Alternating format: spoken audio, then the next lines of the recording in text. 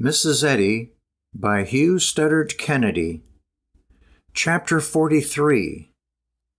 Josephine Woodbury Again. Whatever peace Mrs. Eddy attained at almost any period of her life, but especially in her latter years, was attained in spite of, rather than because of, circumstances. It is true that she was now surrounded by faithful friends and helpers, and that she was daily the recipient of messages of gratitude and loyalty from all over the world. Yet hardly a week passed but that some friend disappointed her, or some trusted lieutenant failed in a given task, or someone she had long striven to help finally fell away. Worse still, others proved to be sources of great embarrassment. A notable instance of this last was Josephine Woodbury, who here, once again, makes a rather tragic entrance. Mrs. Eddy had no doubt gone far out of the way to keep this spectacularly unconventional student in the fold and out of the public limelight. Despite the notoriety occasioned by her housetop proclamation 2 years before that her child had been virginally conceived, when the church was reorganized in 1892, her application for membership was accepted, albeit conditionally.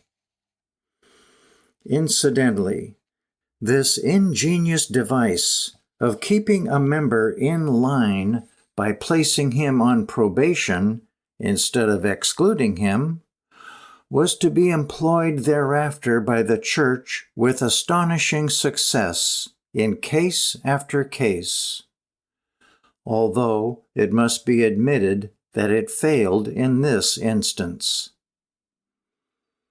The irrepressible Josephine was not to be easily harnessed. Before very long, she was found to be involved in 2 lawsuits, one with a certain Fred D. Chamberlain, who charged her with alienating his wife's affections, and the other a divorce action brought by a Mrs. Evelyn I. Rowe on the grounds that her husband had been devoting practically all his earnings to the support of Mrs. Woodbury's son, the little Prince of Peace. The Boston Traveler published a spicy and embroidered article on these affairs. But Mrs. Woodbury was not the type to submit to ridicule without a fight. Greatly daring, she brought action against the Traveler for libel. This Mrs. Eddy indicated by one of those sternly inexorable letters which she knew so well how to write when faced with an impasse, was the last straw. How dare you, in the sight of God, and with your character behind the curtain of your students, ready to lift it on you, pursue the path perilous, she demanded. Swiftly, then, the church acted, and Mrs. Woodbury was forever excommunicated, a notice to this effect being inserted in the journal for June 1896.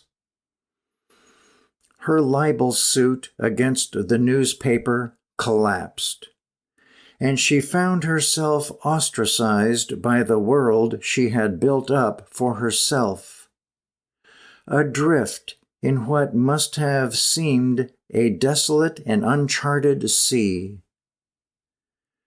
But Josephine Woodbury had been taught there was no living without religion, and no religion without a church, and so it was not long before she hired rooms in the Legion of Honor Hall in Boston, and there, every Sunday afternoon, she and her daughter, Gwendolyn, preached to a group of followers and others to the number of some 150. The following year, namely 1897, about the time of the gathering at Concord, recorded in the last chapter, Mrs. Woodbury published a pamphlet entitled War in Heaven.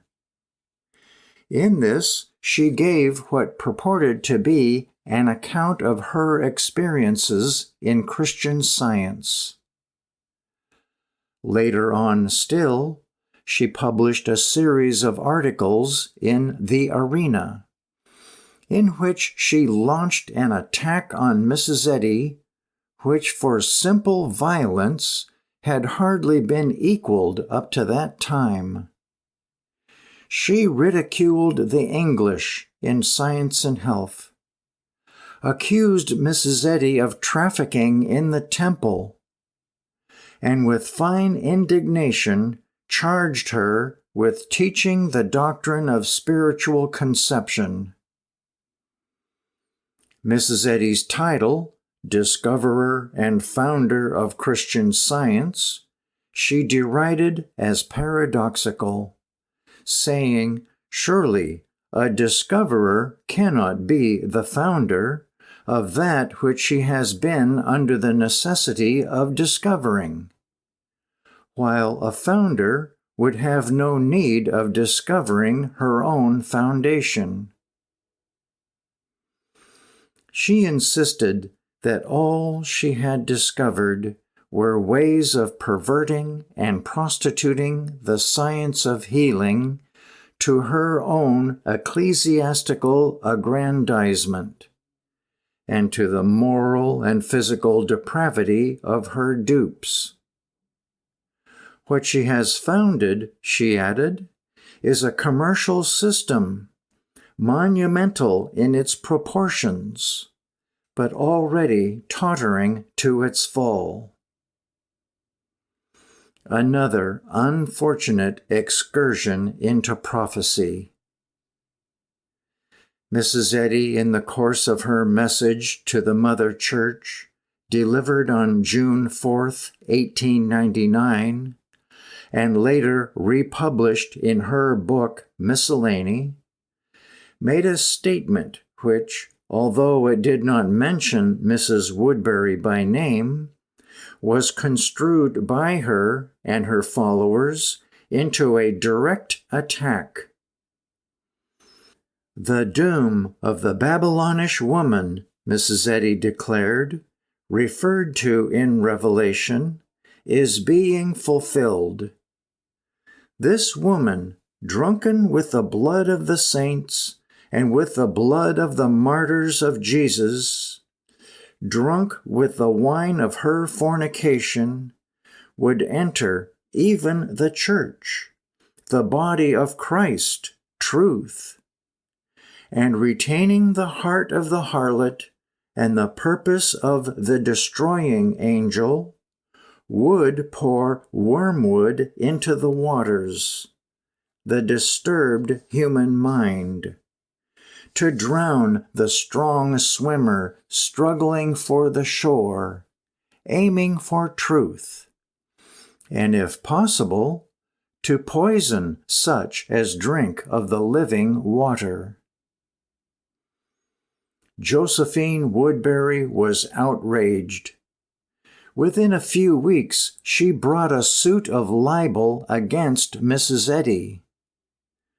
Mrs. Eddy, in her reply, maintained that in speaking as she did, she was dealing with a situation, not a person, and that in mentioning the Babylonish woman, she had been speaking not of an individual, but of a type.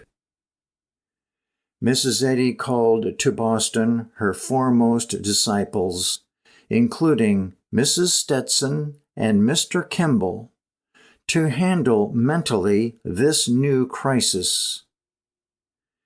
There were many delays, but when the action did come up, the court dismissed the case at the end of the plaintiff's evidence. That, as far as Mrs. Woodbury was concerned, was the end. Insisting that she was being mentally hounded by Mrs. Eddy and her followers, and in serious danger of her life, she declined to appeal, as some of her friends wished her to do. And shortly afterwards, she withdrew definitely and finally from the scene to live out her days in England. Such an incident, dragging itself out anxiously over the weeks and months and even years, was only one of many with which Mrs. Eddy and her movement were beset in these years. Almost every issue of the journal contains some reference to cases wherein Christian Science practitioners had been haled before the courts, charged with the unlicensed practice of medicine, with manslaughter, and so forth. It is true that practically all such cases resulted in acquittal, and that some of the decisions later became historic, establishing precedents for the future. But for the much-enduring woman at Concord, they must have represented only trial added to trial of faith and patience. And she had had so many. Nevertheless, looking back on it all in the perspective of the years, the outstanding feature of these times, as far as the Christian Science movement was concerned, was sustained and amazing growth. And if this record were a history of the movement rather than a biography of its founder, it would be necessary to travel far afield to get a true picture, year by year, of what was happening. For at the turn of the century, Christian Science had literally spread all over the world. The journal for March 1900 shows Christian Science practitioners established in Sofia, Bulgaria, Peking, China, in Hawaii and the Philippines, in Australia, England, France, and Germany.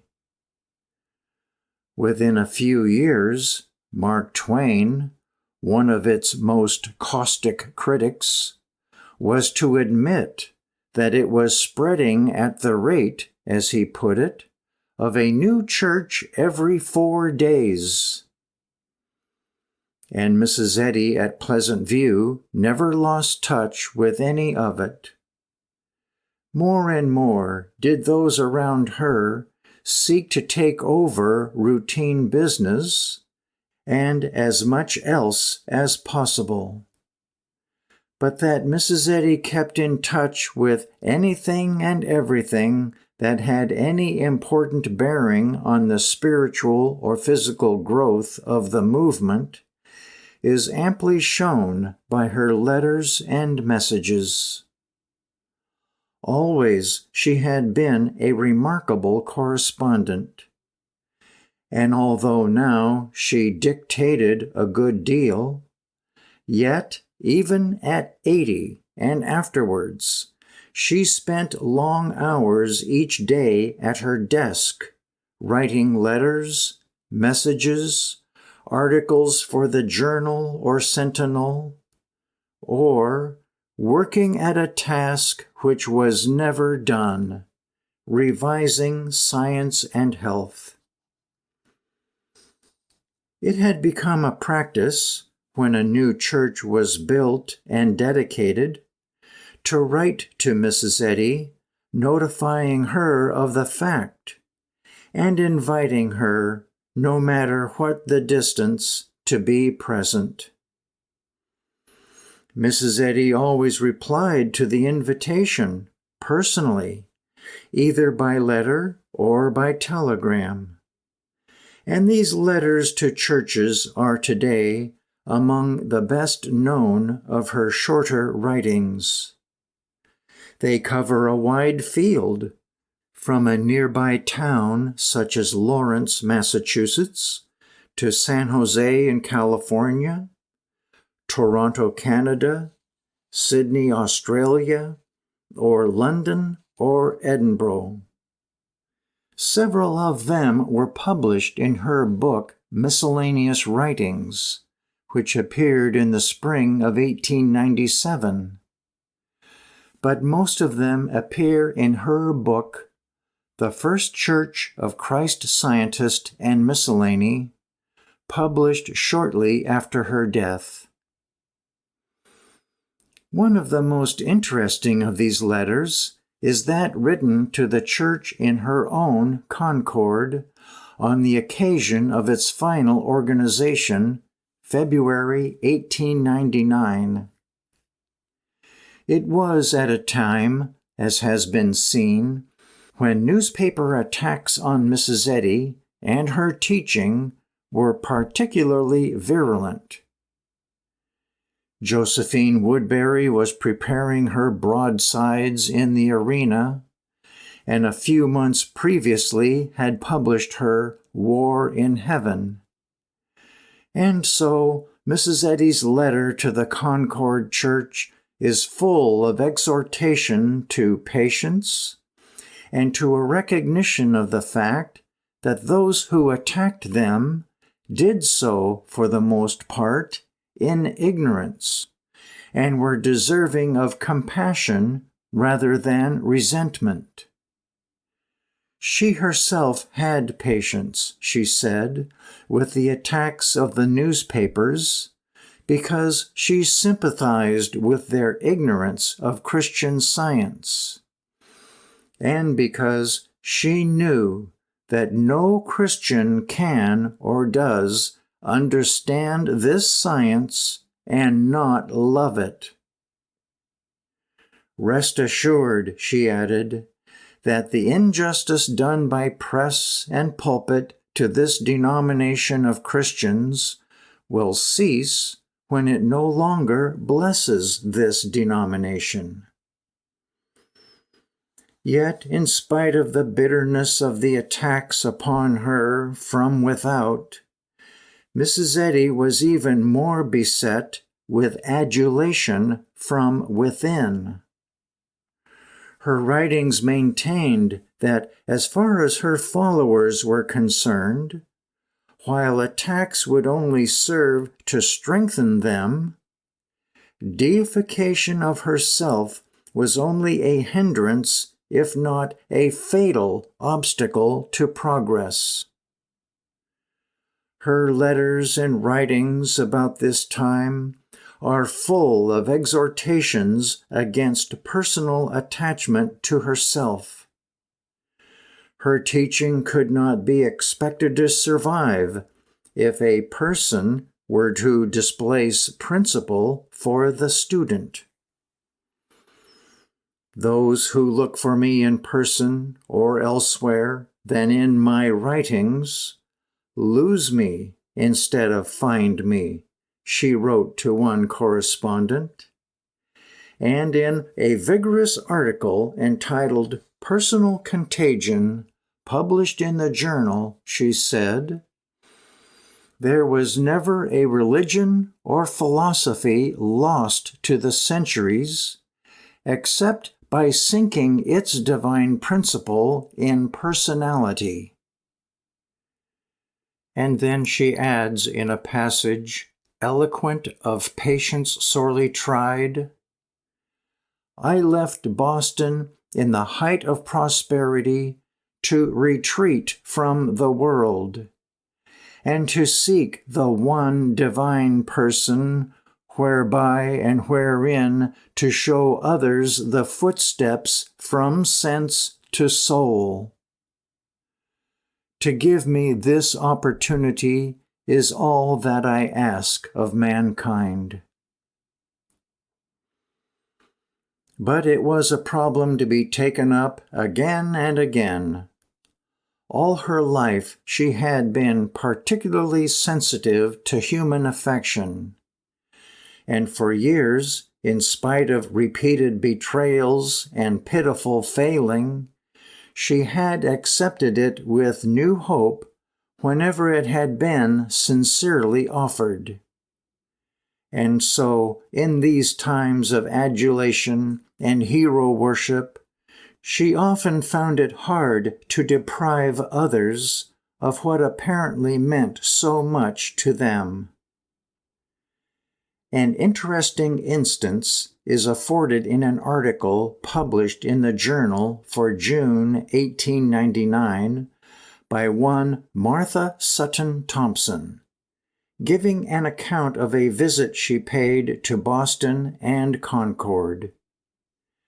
She had come to Boston for the purpose of attending a class in Christian Science, and after describing how much she kept hoping that before the class was over, Mrs. Eddy herself might come to see them, she goes on to tell how when the class had come to an end, without Mrs. Eddy's appearing, she and her friend determined to go to Concord in the hope of catching a glimpse of their leader. They were successful, for she writes, "The following day, 5 of us made the journey to Concord, drove out to Pleasant View, and met her face to face on her daily drive. She seemed watching to greet us, for when she caught sight of our faces as our carriage turned a little, she instantly half rose with expectant face, bowing, smiling, and waving her hand to each of us. Then, as she went out of sight, kissed her hand to all." The writer then goes on to describe what it all meant to her. And when it is remembered that Mrs. Eddy was in daily receipt of letters from all quarters expressing similar sentiments, it is not difficult to understand how she might be torn between a desire to reciprocate it all unrestrainedly in kind, and a recognition of the fact that undue devotion to personality was one of the great foes to progress. I will not attempt to describe the leader, Martha Sutton Thompson wrote, nor can I say what this brief glimpse was and is to me. I can only say I wept, and the tears start every time I think of it. Why do I weep? I think it is because I want to be like her, and they are tears of repentance. I realize now what it was that made Mary Magdalene weep when she came into the presence of the Nazarene. It was not his personality. Towards affection such as this, Mrs. Eddy was full of compassion. At any rate, there was here some semblance of an attempt to look away from effect to cause. But there was another kind of gratitude towards which Mrs. Eddy always showed herself stern and relentless. A person wrote to me, she writes in the journal, naming the time of the occurrence. I felt the influence of your thought on my mind, and it produced a wonderful illumination, peace, and understanding. But I had not thought of the writer at that time. When will the world cease to judge of causes from a personal sense of things, conjectural and misapprehensive? And so it went. The pathway of what the world would call success was no more easy for this woman than the long road of toil and struggle she had traversed in the earlier days of her pilgrimage.